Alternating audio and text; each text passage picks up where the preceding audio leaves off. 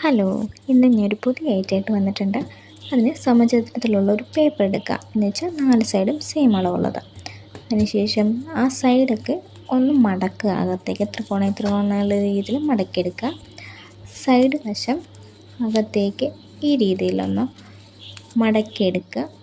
നമ്മുടെ കൈനകം വെച്ചിട്ട് അതൊന്ന് ഷാർപ്പ് ചെയ്തെടുക്കുകയാണെങ്കിൽ കുറച്ചും കൂടെ ഭംഗിയിൽ കിട്ടും കേട്ടോ.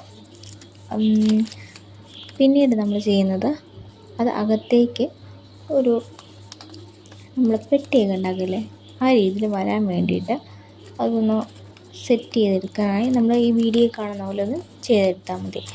നിങ്ങൾക്കൊന്ന് മനസ്സിലാകാൻ വേണ്ടിയിട്ടാണ് കേട്ടോ നമ്മളിതൊന്ന് ഭയങ്കര സ്ലോ ആയിട്ട് ഇങ്ങനെയൊക്കെ ചെയ്യണമെന്നത് കാണിച്ചു തന്നതാണ്.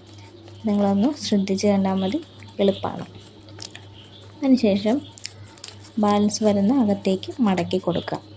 ഇത് തന്നെ അതിൻ്റെ ഓപ്പോസിറ്റ് സൈഡിലും ചെയ്യണം. പിന്നെ നഖം വെച്ചിട്ടൊന്ന് ഷാർപ്പ് ചെയ്ത് കൊടുത്താൽ കുറച്ചും കൂടെ നല്ല രസമായിരിക്കും. നമുക്ക് എത്ര പെട്ടി വേണമെങ്കിലും ഇതുപോലെ ഉണ്ടാക്കാം കേട്ടോ.